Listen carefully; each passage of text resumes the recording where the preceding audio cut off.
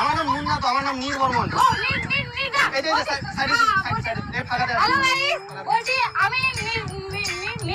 নির্দার বাড়িতে চলে আসছি দেখা করতে। এই যে ভালো লাগছে, খুব সুন্দর। আমার তো খুব ভালো লাগছে যে অনেক দূর থেকে এসে দেখা করতে পারছি।